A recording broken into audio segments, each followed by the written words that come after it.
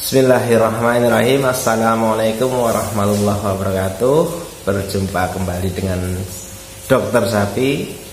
Puji dan syukur kita panjatkan kehadirat Allah Subhanahu wa taala bahwa kita semuanya tetap diberikan kesehatan, keselamatan, diberikan kelancaran dalam semua aktivitasnya dalam lindungan Allah Subhanahu wa taala. Nah, sahabat Dokter Sapi, kali ini saya akan membahas tentang kegelisahan masyarakat peternak yang ada di Jawa terkait dengan dugaan masuknya penyakit baru namanya Lumpy Skin Disease yang diduga sudah masuk ke Jawa. Nah, sahabat semuanya. Nah, ada 4 poin utama yang nanti akan kita bahas satu persatu terkait dengan kesiapsiagaan terhadap penyakit ini, sahabat semuanya. Pertama adalah kita deteksi dini penyakit melalui identifikasi penyakit melalui gejala klinis yang ada. Maka kita kenali dulu gejala klinisnya seperti apa. Kemudian yang kedua, setelah terlihat gejala klinisnya pada satu populasi atau pada 1-2 ekor sapi, baru kita harus melaporkan ke petugas kesehatan terkait di dinas terkait, puskesmas dan segala macamnya. Kemudian petugas kesehatan akan segera merespon langsung turun, memastikan bahwa itu LSD atau bukan. Kalau memang LSD, maka akan harus mengambil tindakan yaitu pengobatan. Nah, pengobatan untuk LSD ini sesuai dengan gejala klinisnya diberikan pengobatan, kemudian dipisahkan dari populasinya, seperti itu. Kemudian langkah keempat, si petugas dinas ini nanti akan melakukan upaya-upaya pencegahan supaya tidak terjadi penularan ke populasi yang lain atau supaya LSD tidak masuk ke populasi yang tidak terinfeksi. Ya, yang pertama yaitu melalui pemberantasan vektornya. Di sini ada ektoparasit, pinjal, kutu segala macamnya. Kemudian yang kedua dengan cara vaksinasi. Kemudian yang ketiga benar-benar memantau terkait dengan lalu lintas sapi, atau di titik koordinat di mana berkumpulnya sapi yang menyebabkan mudahnya penularan LSD ini, yaitu termasuk pengawasan di pasar-pasar. Nah, sahabat semuanya, akan kita bahas satu persatu tentang LSD ini. Kita lanjut ke pembahasan berikutnya.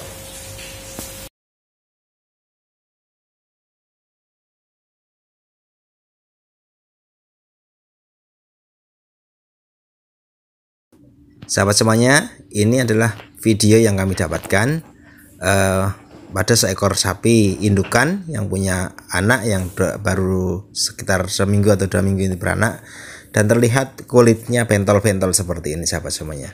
Ada kulit yang menonjol seperti ini, gatal, dia nafsu makannya turun, terlihat demam, dan terjadi hampir di seluruh tubuhnya, kita lihat seperti ini. Nah, ini bentol-bentolnya ini bahkan sampai ke putingnya, sahabat semuanya, sampai ke puting. Nah, kalau kita lihat, pahami benar, bentol-bentol ini di tengahnya ada tonjolan-tonjolan seperti itu. Bentuknya mengeras, kemudian sapinya menjadi tidak mau makan dan segala macamnya. Nah, ternyata karena sapi ini cukup bagus sebenarnya kondisinya, tetapi karena ada serangannya ini pada pedetnya sudah mulai tertular. Kita lihat di limfoglandula sebelah prefemoralisnya juga terkena. Nah, sahabat semuanya, kalau terjadi masalah seperti itu, segera komunikasikan dengan petugas untuk dicek gejala-gejalanya, apakah ini adalah LSD kan, seperti itu, sahabat semuanya. Nah, kita cek biar petugas mengambil sampelnya, memastikan ke laboratorium. Nah, sampel yang diambil bisa melalui darah, bisa melalui swab dari nodul-nodul tadi, dari luka-luka lepuh-lepuh yang ada di tubuh si sapi, atau bisa melalui swab dari hidung pada saat dia demam, sahabat semuanya. Nah, ini bisa dilakukan. Kemudian darah tadi bisa diambil juga pada fase yang begitu tinggi konsentrasi virusnya, viremia, ini bisa juga terdeteksi melalui darah ini dengan pemeriksaan PCR sahabat semuanya. Jadi ada beberapa yang bisa kita ambil, bisa darah, bisa lesi tadi, kulit kita swab ataupun swab hidung atau organ-organ yang lainnya. Nah ini kita bawa, kemudian kita kemas swab tadi seperti ketika COVID kita biasa swab, kirimkan ke laboratorium. Sambil menunggu hasil dari laboratorium itu LSD atau bukan, maka kita bisa berikan penanganan terhadap gejala klinisnya. Kalau tadi gejala klinisnya ada bentuk seperti itu, bisa kita berikan obat-obatan seperti ivermectin. Berikan ivermectin yang terbaik, yang termahal kalau perlu.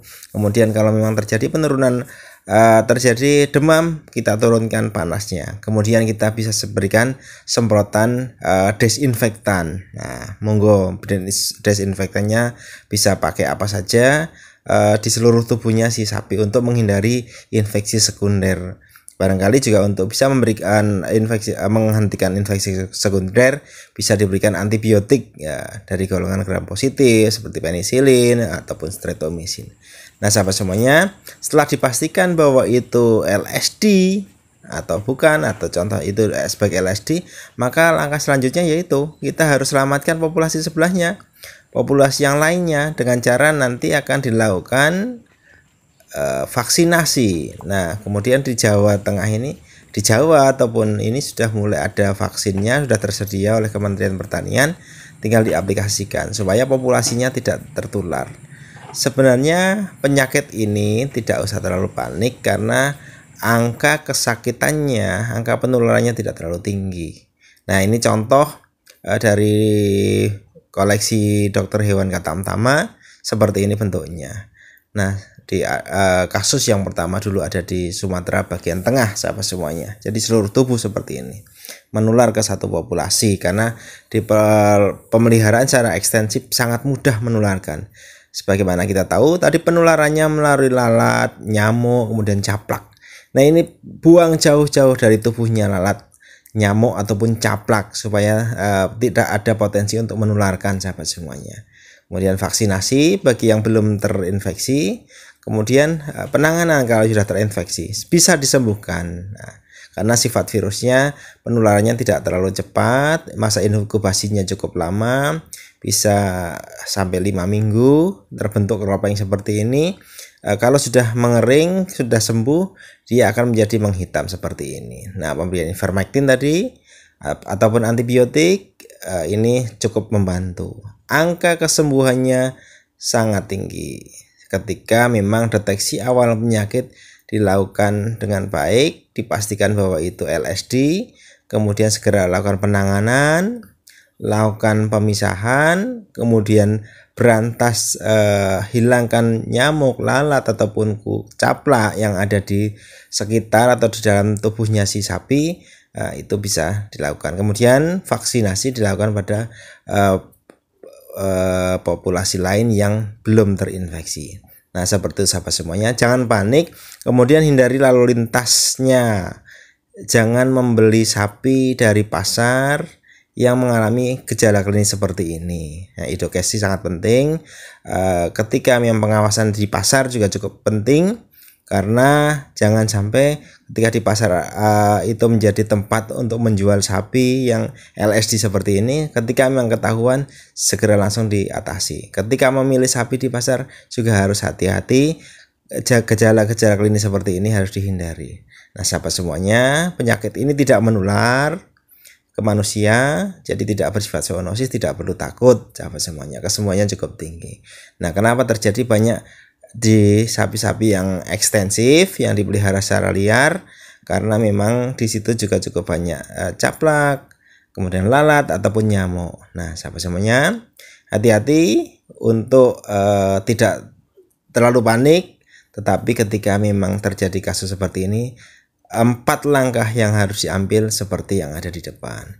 Mudah-mudahan bermanfaat. Hati-hati karena memang kalau sudah masuk ke Jawa, di mana pasar hewan di Jawa cukup banyak, nah ini sangat potensial untuk menularkan dari satu daerah ke daerah yang lain. Sementara pemeliharaan secara intensif memiliki daya tahan yang cukup bagus, pengamatan yang cukup baik. Kemudian edukasi ke masyarakat sangat penting dilakukan.